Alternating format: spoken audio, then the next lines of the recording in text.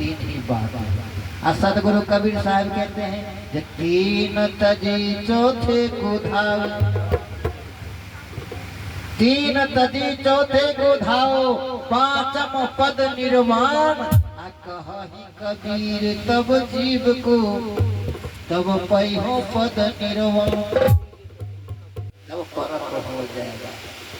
लेकिन पांच तो है, तो पांचों तो देहों में है शरीर, क्षिति है, जल है, पावक है, अग्नि है, समीर है, हवा है, पांच तत्व से बना हुआ पंचभूति शरीर है। लेकिन इसमें से कच्चा और पक्का कौन सा होगा?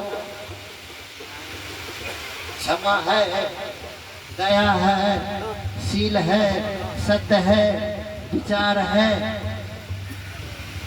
जो तो है नहीं तो पक्का आप कैसे बनेंगे? आप तो कच्चे बनेंगे नहीं। तो आप कच्चा से पक्का बनाना नहीं चाहते, लेकिन आप तो पक्का बना करके भेजा गया था, लेकिन आप कच्चा बन गए, तो उसमें साहब का क्या दोष है? नहीं। इसीलिए सदगुरु कबीर साहब कहते हैं जब कस्तूरी कुंडल बसे, कस्तूरी कुंडल बसे मृग ढूंढे बनवा है, ऐसे तो घट घट राम है दुनिया जानत नहीं।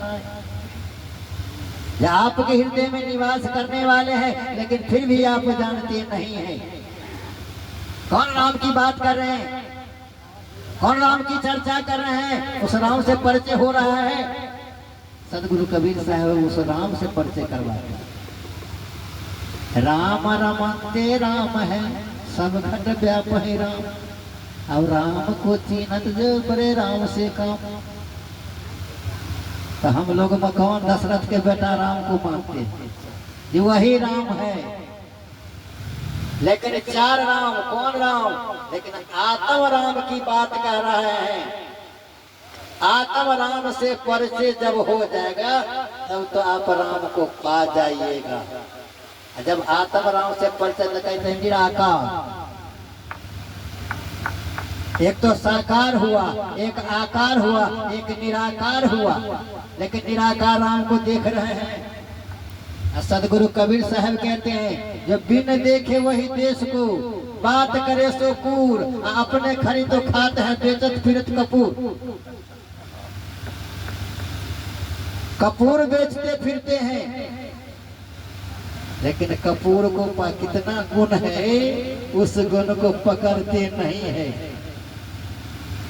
वो कपूर जो है औषधि का भी काम करता है, दवा का भी काम करता है, लेकिन उसको जलाने में काम लाता है। उसमें गुण छिपी हुई है। उसी प्रकार से आप में भी जो व्याप्त गुण है, उसको आप छिपाए हुए हैं, प्रकट करके देखते नहीं है। और फिर कहते हैं रंग। सदगुरु कबीर साहब कहते हैं जो सब बालिक का रंग कौन सा रंग है? लाल है, पीला है, नीला है, काला है या सफेद है? बीजक के पंक्ति में लिखा हुआ है जे रंग से रंग उपजे, सब रंग देखा एक, कौन रंग है जीव का ताको करो विवेक। किस रंग का विवेक करेंगे? तो समझाते हैं जीव को, क्योंकि उसमें 11 प्रकरण है। बीजक 11 प्रकरण है। तो पहले है क्या? रमैनी है, शब्द है, साकी है, बसंत है, हिंडोला है, चाचड़ी है, बेली है, बसंत है। अब कहीं इतना प्रकरण में और उसमें 4 ही ठो बात है।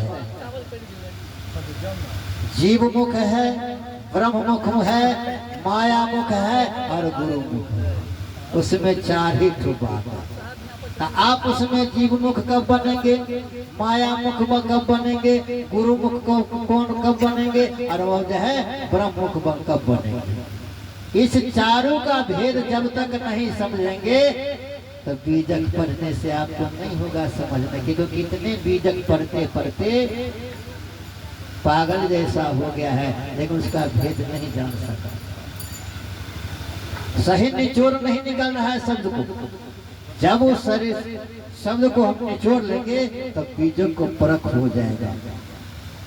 इसीलिए सदगुरु कबीर साहब इसी प्रकार से संसार में आकर के और सदगुरु कबीर साहब कहते सत्संग सत्संग सब कोई कहे, सत्संग सत्संग सब कोई कहे, सत्संग न जाने कोई, कथा वार्ता हरि कीर्तन ये तो सत्संग न हो। ढोल झाल बजाने से सत्संग नहीं है, सत्संग का मर्म को जाने तब सत्संग होता है। नहीं संगत से गुण होते हैं, संगत से गुण जात, अब बांस फांस मिश्री एक भाव विकात। संगत ऐसा हो गया तो मिश्री की तरह बन जाइए। धागे का जो है भाव देखिए, जब मिश्री के साथ में उसी भाव में बिक गया, जो संलग्न हो गया तब ना। अगर धागे को निकाल दीजिए, धागा का कीमत कम हो जाएगा, 1 से 2 रुपया होगा, और मिश्री का कीमत, लेकिन धागा का संलग्न होने से मिश्री के भाव में धागा बिके। उसी प्रकार से सदगुरु कबीर कहते हैं उसी रंग में तुम रंग जाओ।